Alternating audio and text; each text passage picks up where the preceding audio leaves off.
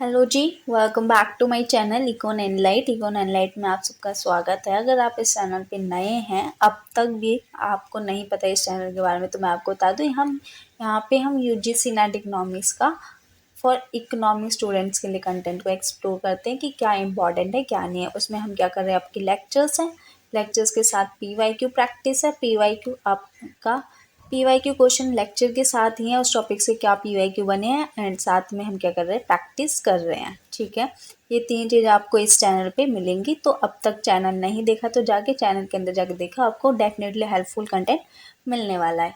तो आज के लेक्चर में आपको पता ही है, आपने देख लिया होगा टाइटल में, कि हम ऑटो कोरिलेशन के बारे में पढ़ेंगे कि ऑटो कोरिलेशन क्या होता है एंड ये किस लिए हार्मफुल हो जाते हैं।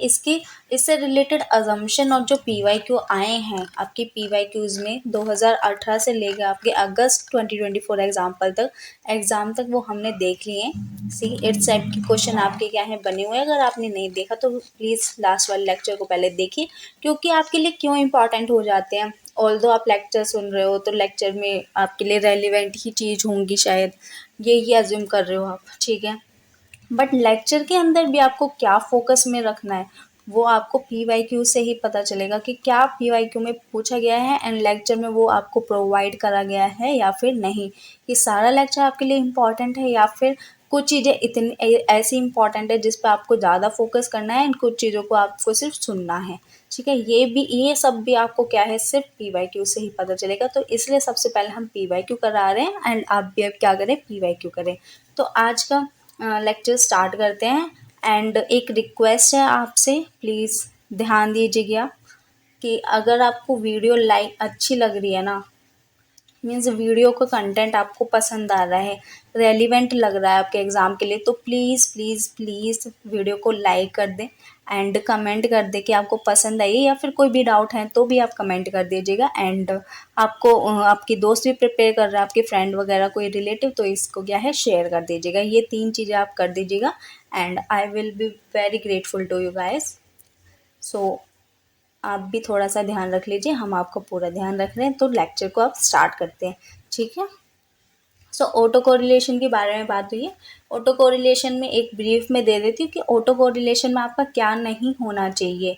आपकी जो सक्सेसिव वैल्यूज़ हैं एरर टर्म की, successive, CCESSI, successive values of error term is not correlated. आपस में ये क्या है, कोरिलेटेड नहीं होनी चाहिए। ये आपका ऑटो कोरिलेशन के बारे में बोलता है, ठीक है। क्यों, जैसे कि आपको एक मॉडल दिया हुआ है, YI है, ठीक है। Y1 ले लेते हैं, Y1 इसमें आपका क्या है, बीटा नॉट है, beta not plus beta 1 X1 plus UI, ठीक है, U1। फिर दूसरा मॉडल है आपका Y2 जिसमें आपका बीटा नॉट है अगेन, ठीक है, इसका बीटा नॉट है, इसका फिर बीटा 1 है, फिर X2 वेरिएबल है एंड इसकी आपकी एरर टर्म क्या आ गई, X2 आ गई। तो ये देखिए X1 पे आपकी एरर टर्म 1 आ रही है एंड X2 वेरिएबल पे आपकी एरर टर्म U आ रही है। तो ये क्या है, एक साथ हो गई है। तो जो साथ में एरर टर्म है ये आपस में कोरिलेटेड नहीं होनी चाहिए। ये अगर कोरिलेटेड हुई तो आपकी क्या है, ऑटो कोरिलेशन पाएगी। अगर इक्वेशन में देखें तो अगर इनका हम सम करें एंड U1 एंड U2 में क्या होना चाहिए, का कोरिलेशन नहीं होना चाहिए। इसका मतलब अगर इन दोनों का सम करें तो ये आपके एट दी एंड आपका क्या है, 0 आना चाहिए। अगर इसकी वैल्यू आपकी 0 नहीं आ रही है तो ये आपकी क्या मानी जाएगी, ऑटो कोरिलेशन मानी जाएगी, ठीक है।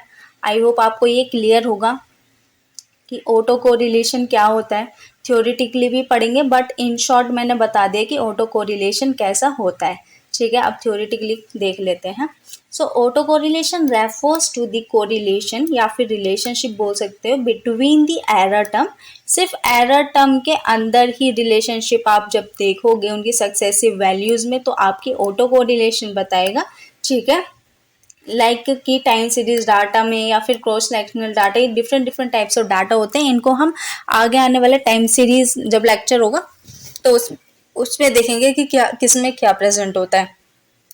ठीक है, तो विदाउट ऑटो कोरिलेशन अगर मॉडल है उसमें आपका एरर टर्म कैसे होना चाहिए, जैसे कि हमने μ1 लिया, ठीक है, इसमें अगर μ1 की वैल्यू यहाँ पे 3 आ गई एंड अगेन μ2 की वैल्यू यहाँ पे -1 है, तो इनमें देखिए कोई भी लिंक नहीं पाएगा, कोई भी रिलेशनशिप आपको नहीं पा रहा, तो ये आपस में नॉट कोरिलेटेड है। एंड वहीं आप क्या देखोगे, जैसे कि 3 आ गया, 3 के बाद 2 आ गया, फिर आप देखोगे फिर क्या है यहाँ पे 2.5 आ गया, ठीक है, ये कुछ ना कुछ पॉजिटिव रिलेटेड कर रही है एंड बहुत आपस में, जैसे ये 3 है तो ये आपका 2 हो गया, ये 2.5 हो गया, आपस में कुछ ना कुछ कोरिलेशन दिखा रही है। तो इसका मतलब ये क्या है, एरर टर्म कोरिलेटेड है, मीन्स ईच एरर टर्म क्या है, सिमिलर है एंड आपके प्रीवियस वन से कुछ ना कुछ मेल खा रही है, इसलिए इसकी वजह से क्या हो रहा है, ऑटो कोरिलेशन की प्रॉब्लम हो रही है। एंड इसमें आप देखिए कोई भी आपका पैटर्न शो नहीं हो रहा, जैसे 3 है, अगर मैं ग्राफ पे ये प्लॉट करूं, दिस विल बी ग्राफ, यहाँ पे आप 3 ले लीजिए, फिर -1 कर लीजिए, ये आपका -1 हो गया, ठीक है, फिर आपका 2 आ गया, 3 के बाद यहाँ पे 2 आ गया, तो आप क्या है यहाँ पे ऐसे जाओगे, फिर ऐसे जाओगे, फिर -2 आ गया, फिर आप ऐसे जाओगे, फिर क्या है 1 आ गया, ठीक है, तो आप यहाँ जा रहे हो, तो ये देखिए कोई भी पैटर्न आपका नहीं बन के आ रहा ना, तो आपके एरर टर्म में जब भी कोई भी पैटर्न नहीं बनेगा उनकी सक्सेसिव वैल्यूज में, तो आपका नॉन ऑटो कोरिलेशन है। अगर कोई भी पैटर्न बन रहा है, फॉलो हो रहा है, जैसे कि पॉजिटिव, नेगेटिव, ठीक है, लीनियर, नॉन लीनियर, क्वाड्रेटिक, किसी भी टाइप का पैटर्न फॉर्म हो रहा है, तो ये आपकी क्या हो जाएगी, ऑटो कोरिलेशन की प्रॉब्लम हो जाएगी। एंड ये पैटर्न किस में होना चाहिए, आपकी एरर टर्म्स में। ऐसा नहीं है कि आपने एक वेरिएबल एक्स ले लिया, एक्स और फिर उसकी म्यू पे देख रहे हो तो उसमें आप नहीं, वो अलग चीज है। एंड ऑटो कोरिलेशन में सिर्फ आप एरर टर्म की सक्सेसिव वैल्यूज को देखेंगे। तो आप ऐसे लगा सकते हो कि अगर एसी की प्रॉब्लम है तो एरर टर्म में कोरिलेशन आप शॉर्ट में लिख लीजिए, है ना। हेटरोसेडास्टी की प्रॉब्लम है तो वेरिएंस देख रहे हैं, वेरिएंस देख रहे हैं आपकी म्यू टर्म का, तो ये आप क्या है शॉर्ट में लिख लीजिए, क्योंकि इस टाइप के क्वेश्चन आपके पूछे गए हैं कि कौन से में क्या प्रॉब्लम होती है। तो एड बिल्कुल एकदम से आपको माइंड में आना चाहिए, उसमें आपको कंफ्यूजन नहीं आनी चाहिए कि किस में आपका ऑटो कोरिलेशन की बात हो रही थी। ठीक है, तो अजम्पशन हमने कल कर ली थी, फिर भी एक बार देख लेते हैं कि उसका मतलब है कि आपकी यूआई और यूजे में कोई भी ऑटो कोरिलेशन नहीं होना चाहिए एरर टर्म में। ठीक है, तो यहाँ पे कुछ टाइम सीरीज डाटा को लेके एग्जाम्पल दिया हुआ है एंड अगेन ऐसे क्रॉस सेक्शनल डाटा को देख के एग्जाम्पल दिया हुआ है। तो एक बार पढ़ लेते हैं। इमेजिन आपने एनालाइज करा है quarterly data on output production based on labour and capital output. If there is a labour strike, suppose labour strike हो गया और आप क्वार्टरली हर 3 महीने बाद आप क्या है वो आप अपना रिकॉर्ड कर रहे हो आउटपुट, आपका कितना प्रोडक्शन हुआ है, कितना आपने कैपिटल लगाया है एंड लेबर के इनपुट पे आपका क्या आउटपुट निकल के आया, ये क्या है आप हर 3 महीने बाद रिकॉर्ड करते हो। ठीक है, बट क्या है एक टाइम पे लेबर स्ट्राइक हो गई तो उसने आपके आउटपुट को अफेक्ट कर दिया एक क्वार्टर में। तो model assume this disruption won't carry over to the next quarter. इसका मतलब जैसे जनवरी टू मार्च वाले क्वार्टर में आपका लेबर की स्ट्राइक हुई है, तो मॉडल क्या अज्यूम करेगा अप्रैल मई एंड जून में, अप्रैल टू जून वाले में आपके क्या है लेबर स्ट्राइक का यहाँ पे फर्क नहीं पड़ेगा, ये आपका मॉडल अज्यूम कर रहा है। तो ये आपका टाइम सीरीज डाटा हो गया जिसमें आप quarterly time with period of time assume कर रहे हैं। एक टाइम की लैग आपके दूसरे टाइम पे अफेक्ट नहीं कर रही है। ठीक है, in other word if output is low in this quarter it shouldn't necessarily B low next time quarter just because of the strike. मतलब कि एक टाइम पीरियड के स्ट्राइक की वजह से दूसरे टाइम पीरियड पे उसका असर नहीं पड़ना चाहिए, उसके आउटपुट पे असर नहीं पड़ना चाहिए। एंड क्रॉस सेक्शनल डाटा क्या होते हैं, in cross sectional study like analysing family consumption, आप एनालाइज कर रहे हो, ठीक है, कि कितना खर्चा कर रहे हो अपने खाने पीने पे, उनकी फैमिली इनकम के बेस पे दो model assume an increase in one family income and its consumption expenditure won't affect another family. मतलब कि जैसे कि आपकी फैमिली है, ठीक है, पर्सनल, एंड ये आपकी बुआ की फैमिली है, ठीक है। यहाँ आपकी इनकम बढ़ी, इनकम बढ़ने से आपका एक्सपेंडिचर बढ़ गया कंजम्पशन पे, बट इसके आपकी इनकम बढ़ने से आपकी बुआ की फैमिली का कंजम्पशन पे कोई असर नहीं होना चाहिए, ना अपग्रेड ना डाउनग्रेड। तो ये आपका क्रॉस सेक्शनल डाटा हो जाएगा। अगर कोई भी आपका रिलेशन ऐसा पाया गया तो वो हो जाएगा auto correlation because of cross sectional data, ठीक है।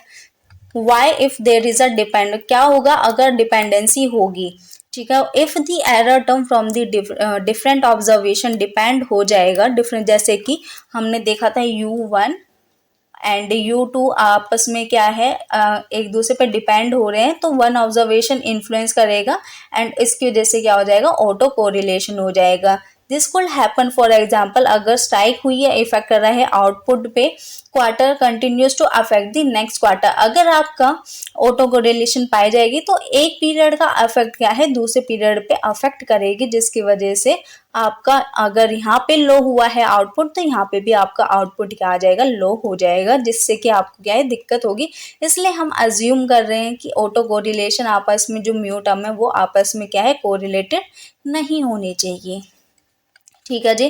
फिर एक क्वेश्चन आया था, हमने देखा था सीरियल कोरिलेशन से रिलेटेड, तो कुछ काफ़ी लोग जो है इसको सेम मानते हैं, बट इसमें एक स्लाइट थोड़ा सा डिफरेंट है कि auto correlation and serial correlation का क्या डिफरेंस है, ये हम आगे देखते हैं। थोड़ा सा डिफरेंस है, आप देखोगे तो the correlation of a series with itself, ठीक है, lagged by a number of time period. जैसे कि इसमें देखिए error follow a pattern over time such as 2.1, ठीक है। ये सेम वेरिएबल है, इसमें सेम वेरिएबल के एरर टर्म में आपका ऑटो कोरिलेशन, आपका कोरिलेशन पाया गया है तो वो ऑटो कोरिलेशन हो गया। बट अगर टू डिफरेंट टाइम सीरीज या फिर टू डिफरेंट वेरिएबल में आपका ऑटो कोरिलेशन पाया गया है तो वो आपका सीरियल कोरिलेशन हो गया। सपोज आपके पास दो वेरिएबल हैं, टेम्परेचर एंड ह्यूमिड, ठीक है। इनके इनके आपस में जैसे कि आपने एक्स लिया है ह्यूमिड को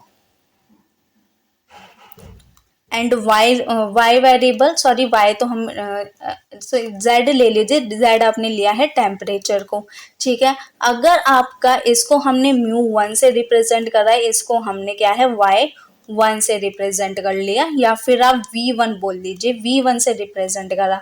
अगर म्यू1 आपकी t+1 के साथ को रिलेटेड हो गया, मीन्स एक वेरिएबल दूसरे वेरिएबल उसके आने वाले लैग वेरिएबल के साथ आपका कोई ना कुछ कोरिलेशन पैदा कर रहा है, तो इसमें क्या हो गया, आपका सीरियल कोरिलेशन हो गया, ठीक है। इसमें आपके क्या है, दो वेरिएबल है and different period of time है, एंड इसमें आपका same variable with different period of time previously term से, या फिर ये देखिए अगर इसको t-1 कर दे तो ये दूसरे वेरिएबल के प्रीवियस टर्म के साथ या फिर प्रीवियस टाइम पीरियड के साथ आपका क्या है, ऑटो कोरिलेटेड है।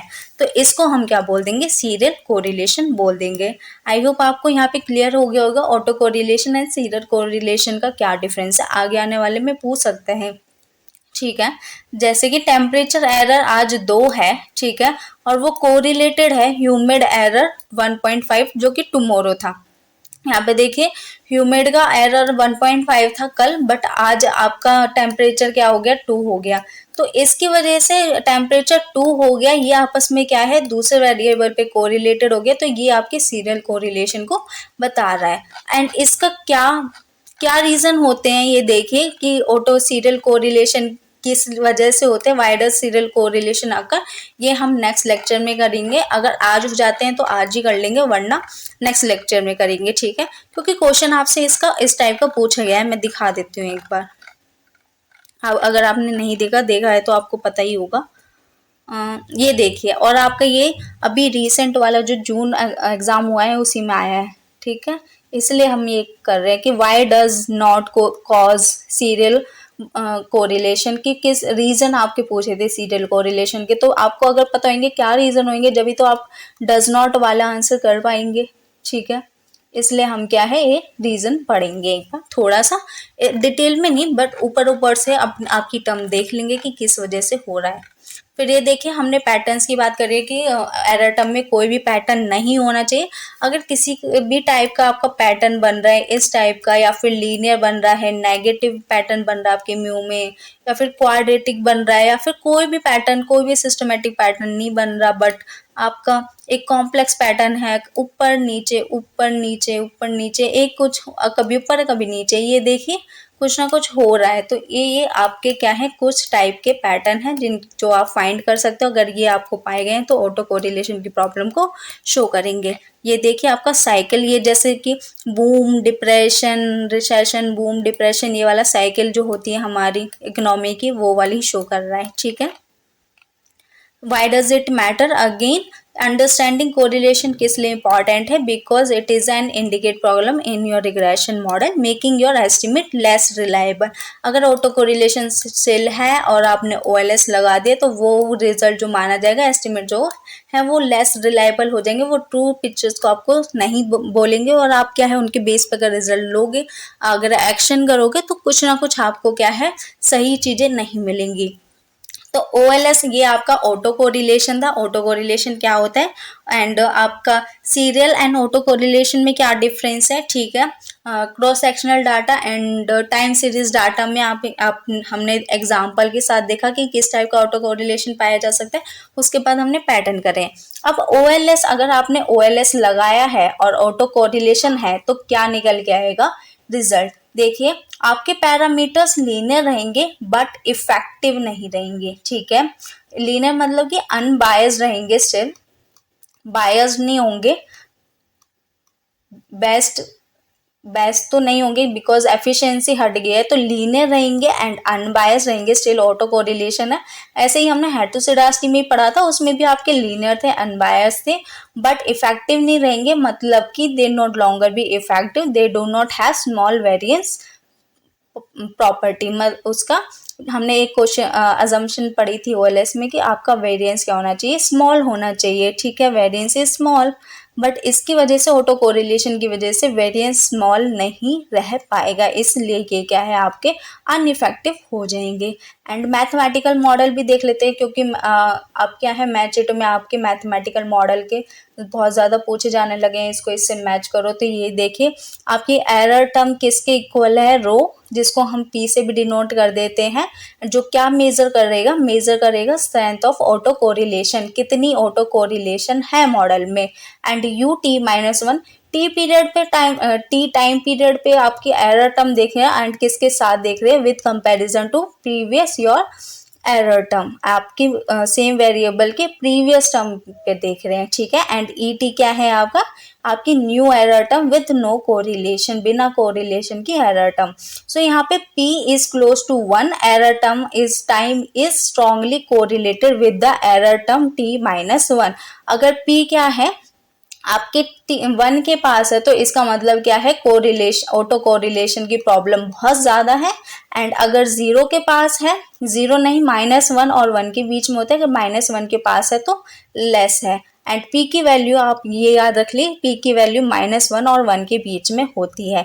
P क्या है यहाँ पे, strength of auto correlation, please आप याद रख लीजिए, ये आपकी इक्वेशन आप पूरी रिमेंबर करिएगा, क्योंकि क्वेश्चन पूछा जा सकता है। मुझे लग रहा है कि शायद अब तक नहीं पूछा गया है ऑटो कोरिलेशन की, बट इतने डीप में आ रहे हैं तो पूछा जा सकता है, ठीक है। एंड दिस ऑल्सो कि P रो क्या मेजर करता है आपकी, एंड P क्या क्लोज, अगर 1 है तो फिर कैसा कोरिलेशन होगा, ठीक है। सो आज का लेक्चर इतना ही, कल देखेंगे आपके ये क्या प्रॉब्लम सीरियल कोरिलेशन क्यों होती है। आज के लिए OLS तक ही करते हैं कि क्या नेचर था, आज हमने क्या पढ़ा, नेचर क्या है एंड उसके एस्टिमेट क्या निकल के आएंगे, and this will be sufficient for today. कल के लेक्चर के लिए स्टे ट्यून कर रहिएगा। अगर आपको आप कमेंट में लिख सकते हैं आपको टेस्ट करने हैं ऑटो कोरिलेशन की पहले, या फिर सीरियल कोरिलेशन क्यों आकर होती है, ये वाला मैं कल लेक्चर आपके लिए रेडी रखूँ, आप बता दीजिएगा टेस्ट करने या फिर सीरियल ऑटो कोरिलेशन करनी है, ठीक है। आप कमेंट करिएगा। And again I am requesting, अगर वीडियो अच्छी लगी हो तो लाइक कर दें, शेयर कर दें एंड चैनल को सब्सक्राइब कर दें अगर आप नए हैं चैनल पे। अगर अब तक आप बने हुए हैं, लेक्चर को आपने सुना है डेफिनेटली, तो आपका सब्सक्राइब करके जाना बनता है। ठीक है जी, मिलते हैं कल की वीडियो के लिए। स्टे ट्यून रहिए and thank you so much. Keep prepare करते रहिए। Bye bye.